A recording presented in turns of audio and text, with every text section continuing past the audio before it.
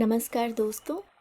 आज कहानी गोल्ड में सुनिए वरिष्ठ लेखिका दीपक शर्मा जी की लिखी कहानी झकवैया।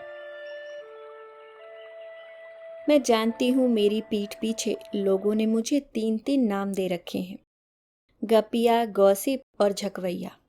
आप सोचते हैं मैं दूसरों की एकांतता पर अतिक्रमण करती हूँ, उनके भेद जानने और खोलने का मुझे चाव है, या फिर सोचते हैं निंदा सुख का लोभ है मुझे, गलत नतीजों पर पहुंचने की लत है और दूसरों के सच को मैं तोड़ मरोड़ कर पेश किया करती हूँ। गलत गलत, एकदम गलत।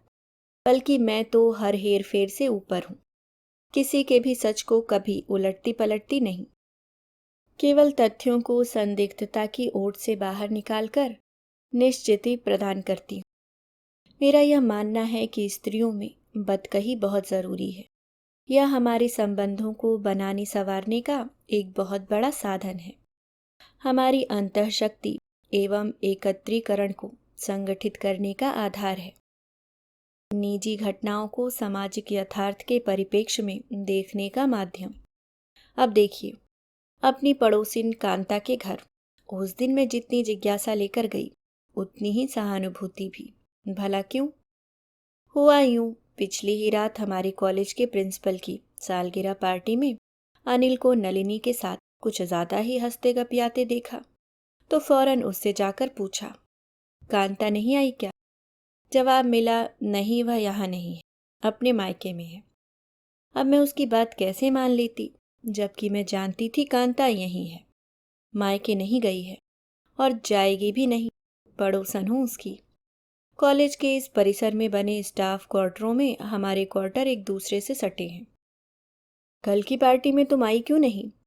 कांता के दरवाजा खोलते ही मैंने अपनी प्रश्न पिटारी खुल जाने दी। मेरा जी अच्छा नहीं था। मलान चेहरा लिए कांता चिंतित दिख रही थी। तुम नहीं थी तो अनिल ने अपना ज्यादा समय नलिनी के साथ बिताया, और मालूम है पार्टी में नलिनी क्या पहनकर आई थी? अलग ही ढंग के कटे तिरछे टॉप और स्कर्ट। अब शादीशुदा तो वह है नहीं, कांता कुड़कुड़ाई। आजाद तितली है, नखरा तो दिखाएगी ही। अनिल और मेरे पति कॉलेज के जीव विभाग विज्ञान में हैं, जहां मेरे पति सीनियर लेक्चरर हैं और नलिनी अभी हाल ही में लखनऊ से कस्बापुर में उन्हीं के विभाग में लेक्चरर की नई नियुक्ति पाकर आई है। मगर तुम्हारे मायके जाने की बात कहाँ से आई? अनिल कह रहा था तुम मायके गई हो।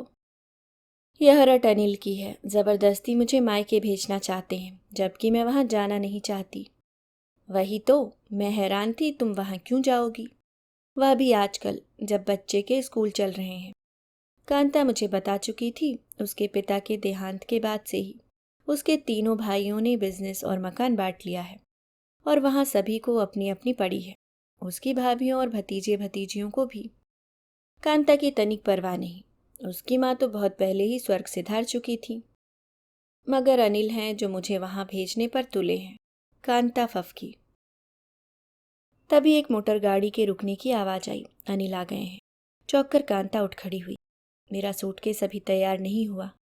कांता अपने शयन कक्ष की ओर चली तो मैं बाहर वाले बरामदे में निकल आई। आप? मुझे सामने पाकर अनिल सकपकाया।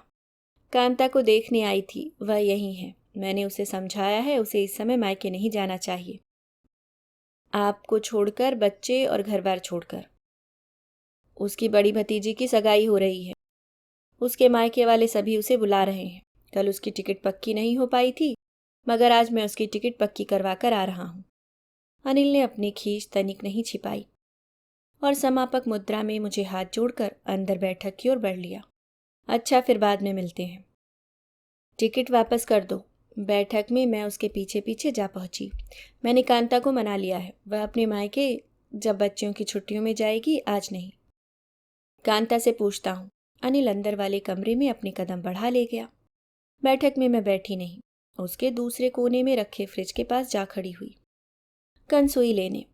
उनके शयन कक्ष से फ्रिज की दूरी बैठक में रखे सोफे से कम थी। उस चुगलखोर औरत को तूने इधर क्यों बुला लिया? अंदर से अनिल की आवाज आई। गुहार के लिए? मैंने उसे नहीं बुलाया था, कांता का जवाब था। जा झकवैया को भेज कर आ। उसका पति मेरा सीनियर ना होता तो मैं खुद ही उसे बाहर धकिया आता। मैं उसे जाने को नहीं बोल सकती। कांता रोने लगी। अपनी उपस्थिति दर्ज कराने हेतु मैंने कांता को जोर से पुकारा, कांता। कांता के स्थान पर अनिल उपस्थित हुआ। उसके हाथ में एक सूटकेस का पट्टा था जो उसके पीछे पीछे लुढ़का चला आ रहा था। सॉरी मैडम, हमें क्षमा करिए, इस समय कांता को निकलने को जल्दी है। उसके भैया भाभी मान नहीं रहे हैं, बोलते हैं कांता को सगाई में आना ही पड़ेगा।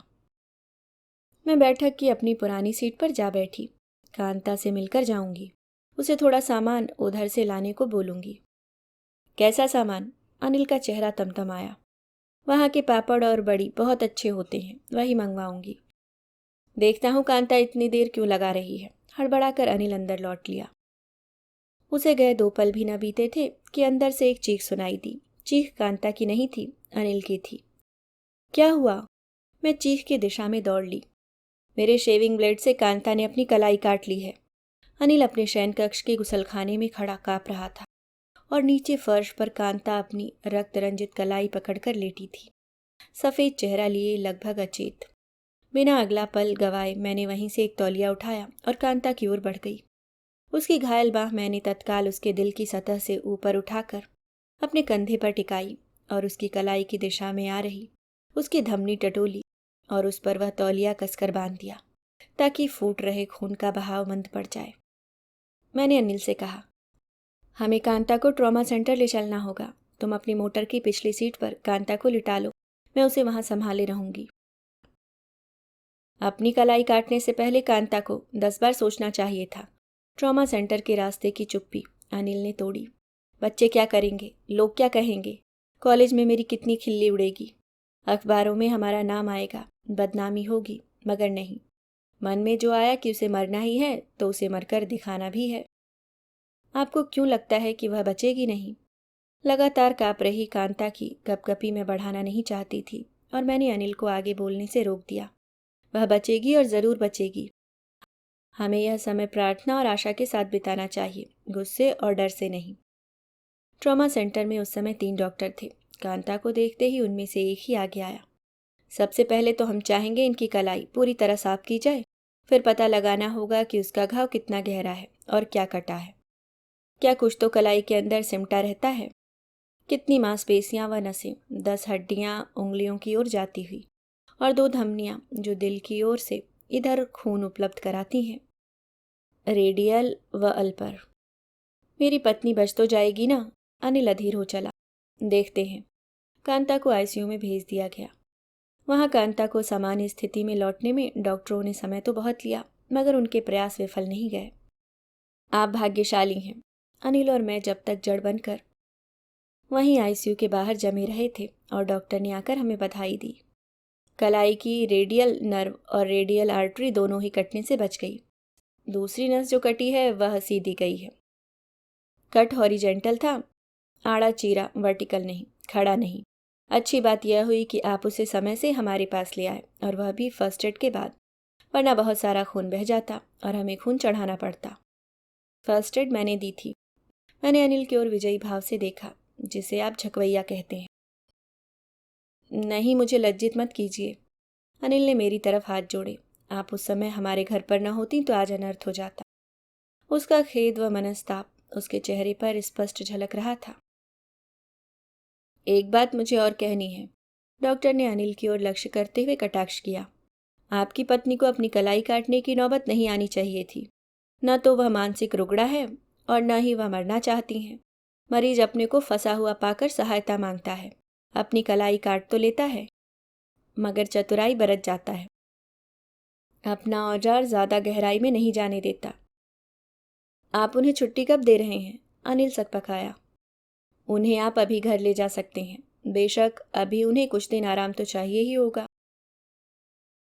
पार्किंग से अपनी मोटर मैं इधर गेट पर लाता हूँ। अनिल को अतिरिक्त लानत मलामत से छूटने का अच्छा हल सूझा। कांता को व्हीलचेयर पर आईसीयू से बाहर लाया गया। मुझे देखते ही वह रो दी। जिंदगी भर आपका बखान करूंगी। कैसा बखान? मैंने उसका गाल थपथपाया। मेरी जगह तुम होती तो क्या तुम भी मेरी सहायता न करती? अभी आप सुन रहे थे? दीपक शर्मा जी की लिखी कहानी झकवैया। उम्मीद करती हूँ दोस्तों कहानी आपको पसंद आई होगी। अगर आप चैनल पे नए हैं तो सब्सक्राइब करना ना भूलें। धन्यवाद।